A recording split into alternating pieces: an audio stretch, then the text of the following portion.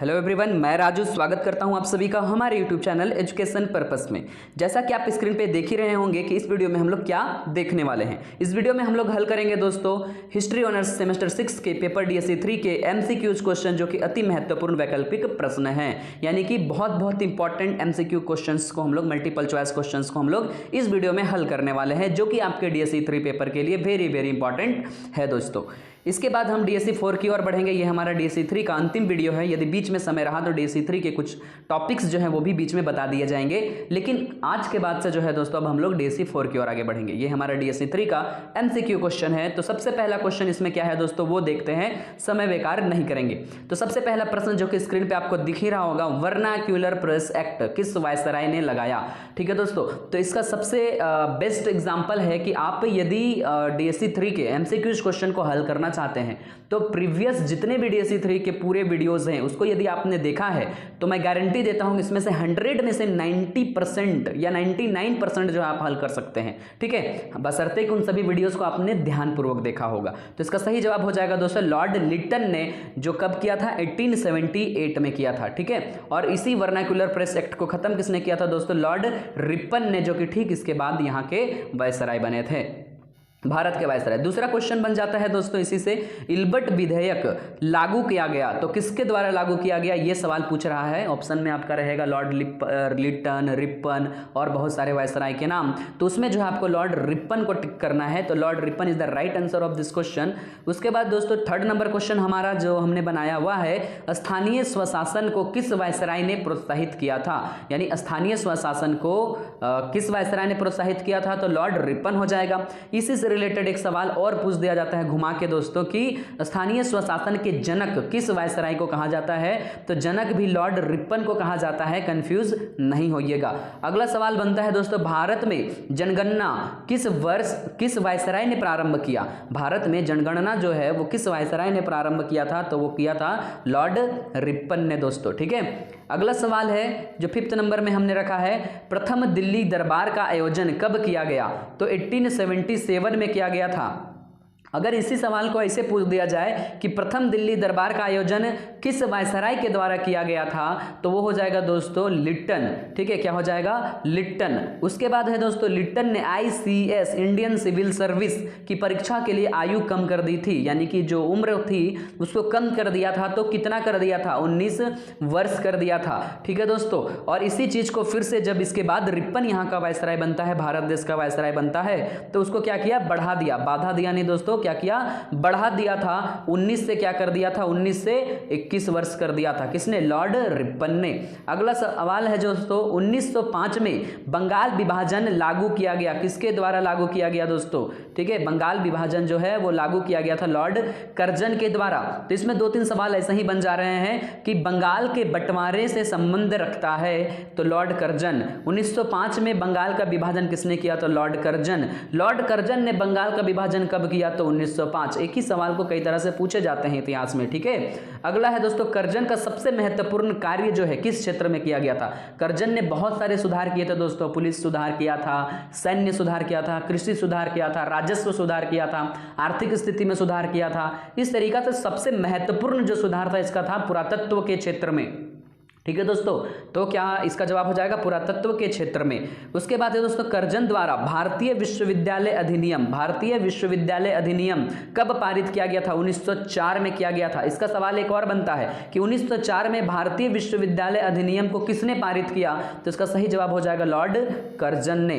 अगला यहाँ पे एक पॉइंट मैंने स्टार मार्क करके आपके लिए बहुत इंपॉर्टेंट चीज लिखी है, इसको ध्यान से पढ़िएगा। क्या लिखा है कि कर्जन के द्वारा बनाए गए विभागों होगा, ठीक है, विभागों के बारे में अच्छा से पढ़ें। तो इसका जो कर्जन का जो वीडियो है वो सेपरेटली मैं इसके लिंक में मैं लगा दूंगा। इसके अलावा सभी के जो प्लेलिस्ट आज तक मैंने जो वीडियोस बनाए हैं जो सेमेस्टर 6 के लिए वेरी इंपॉर्टेंट है, सबके जो है डिस्क्रिप्शन बॉक्स में आपको लिंक मिल जाएंगे। ठीक है, तो ये जो है आप जरूर पढ़ के जाएं, कर्जन ने कौन कौन विभाग बनाए थे, उसकी अध्यक्षता किसने की थी, सब कुछ जो है आपको मेरे वीडियोज में दिखेंगे। ठीक है, अगला है दोस्तों, कर्जन के अकाल आयोग, देख रहे हैं एक आयोग यहां भी आ गया, अकाल आयोग का अध्यक्ष नियुक्त किया गया था किसको चुना गया था? तो मैकडोनाल्ड को चुना गया था। ठीक है, मैंने सब्जेक्टिव जो क्वेश्चन बताया है 15 नंबर के क्वेश्चन बताया है कर्जन से रिलेटेड, कर्जन के सुधार में, उसको जो है मैंने ये चीज बताया था उसमें। ठीक है, अगला सवाल बनता है सांप्रदायिक चुनाव पद्धति, जहां पे हिंदू मुस्लिम को अलग अलग जो तरीके से जो क्या किया गया था, बांटने की कोशिश की गई थी। मुस्लिम को एक अलग जो है चुनाव क्षेत्र दे दिया गया था, तो उसी को सांप्रदायिक चुनाव पद्धति के नाम से जाना जाता है। तो ये किस अधिनियम में लागू हुई थी? तो ये अधिनियम थी दोस्तों मार्ले मिंटो सुधार अधिनियम। तो दोस्तों ये याद रखेंगे। उसके बाद इसका सही जवाब हो जाएगा मार्ले मिंटो सुधार अधिनियम, और वर्ष यदि पूछ दिया जाए तो 1909 में। ठीक है, तो मार्ले मिंटो सुधार अधिनियम कब पारित किया गया था यदि ये पूछ दिया जाए तो होगा 1909 में। उस समय यहाँ के वायसराय कौन थे? तो उस समय यहाँ के वायसराय थे दोस्तों मिंटो, ये भी याद रखिएगा। अगला सवाल बनता है डॉक्टर राजेंद्र प्रसाद ने पाकिस्तान का जन्मदाता किसे माना था? तो डॉक्टर राजेंद्र प्रसाद ने पाकिस्तान का जन्मदाता मिंटो को माना था। क्यों माना था? क्योंकि यही वो मिंटो है, यही वो वायसराय है जिन्होंने क्या किया था, सांप्रदायिक चुनाव पद्धति लाई थी और हिंदू और मुसलमानों में बंटवारा का एक बीज जो है अंकुरित करने का क्या किया था, योगदान दिया था। और इसी कारण से राजेंद्र प्रसाद ने उसी समय कह दिया था कि पाकिस्तान का जन्मदाता कौन है? मिंटो है। हालांकि इसका जो है अलग जो है हम लोग पढ़ेंगे संविधान में कि पाकिस्तान का जो बंटवारा हो उसके पीछे कौन सही मायने में कारण था, लेकिन बीज जो अंकुरित हुई यहीं से हुई, इसलिए डॉक्टर राजेंद्र प्रसाद ने मिंटो को कहा पाकिस्तान का जन्मदाता।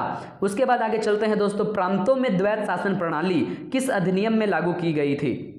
तो ध्यान दीजिएगा, प्रांतों में द्वैत शासन प्रणाली 1919 में लागू की गई थी और केंद्र में द्वैत शासन प्रणाली 1935 में लागू की गई थी। ठीक है, तो यहीं पे एक चीज और आपने सीख लिया कि केंद्र में यदि पूछा जाए द्वैत शासन प्रणाली तो 1935। इसी सवाल को ऐसे पूछ सकता है दोस्तों कि किस भारतीय अधिनियम के तहत भारत के केंद्र और राज्यों के जो अधिकार थे उसको बांटकर केंद्र में द्वैत शासन लागू किया गया और प्रांतों में यानी राज्यों में जो है द्वैत शासन खत्म कर दिया गया, तो 1935 होगा। ठीक है, ध्यान से समझिएगा, 1919 में प्रांतों में यानी राज्यों में द्वैत शासन और 1935 में केंद्र में यानी सेंटर में द्वैत शासन। ठीक है, अगला सवाल बनता है दोस्तों, भारतीय उच्चायुक्त का पद किस अधिनियम से सृजित हुआ? मतलब भारतीय उच्चायुक्त का जो पद था वो किस अधिनियम के तहत लाया गया? तो ये 1919 अधिनियम के तहत लाया गया।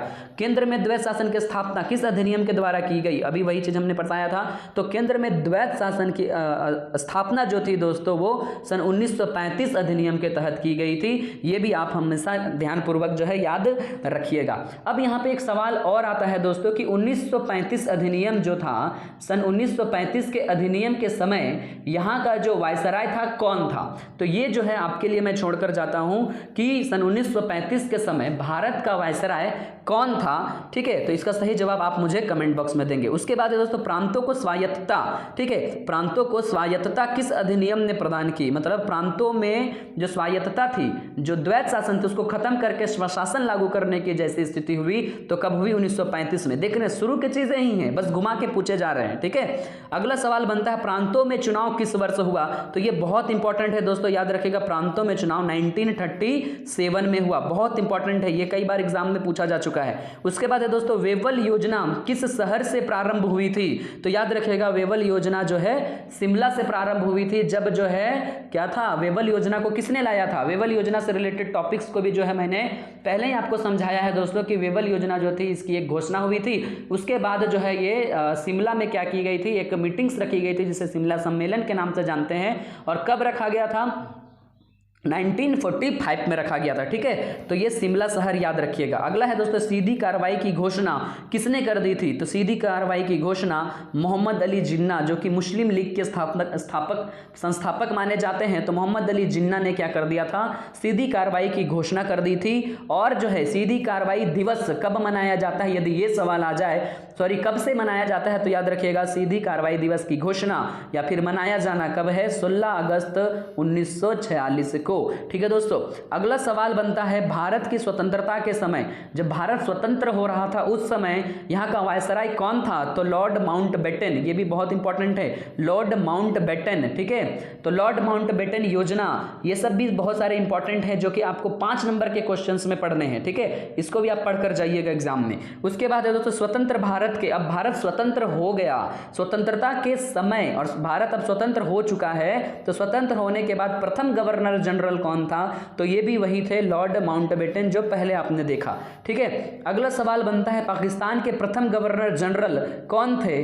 तो पाकिस्तान के प्रथम गवर्नर जनरल कौन थे? मोहम्मद अली जिन्ना। तो स्वतंत्र भारत के प्रथम गवर्नर जनरल माउंटबेटन और पाकिस्तान के प्रथम गवर्नर जनरल मोहम्मद अली जिन्ना। ठीक है, सभी डिस्क्रिप्टिव अगर आपने हमारे वीडियोस को देखा है, यकीन मानिए दोस्तों आप 100% सभी प्रश्नों के उत्तर पहले से जान रहे होंगे। ठीक है, तो संविधान सभा के अस्थायी अध्यक्ष कौन थे? अगला सवाल यह है जो कि 23 नंबर में हमारा है कि संविधान सभा के अस्थायी अध्यक्ष जो थे वो थे डॉक्टर राजेंद्र प्रसाद। ठीक है, उसके बाद यहाँ पे एक और सवाल बनता है जो बहुत इंपॉर्टेंट रोल निभाता है आपके एग्जाम के लिए, स्टेट विभाग की स्थापना किसकी अध्यक्षता में हुई थी? तो याद रखिएगा दोस्तों, सरदार वल्लभ भाई पटेल की अध्यक्षता में स्टेट विभाग की स्थापना हुई थी। उसके बाद यहाँ पे एक सवाल है जो कि आपको इस सवाल का जवाब देना है, संविधान सभा की जो प्रारूप समिति थी, ठीक है, जो प्रारूप समिति थी उसके अध्यक्षता किसको दी गई, यानी उसके अध्यक्ष कौन थे? ठीक है, तो सवाल है दोस्तों, संविधान प्रारूप समिति के अध्यक्ष कौन थे? तो इसका जवाब आपसे मैं जानना चाहता हूं, यहाँ पे फिल इन द ब्लैंक्स के रूप में जो है डॉटेड कर दिए गए हैं, आप इसका जवाब मुझे कमेंट बॉक्स में दें।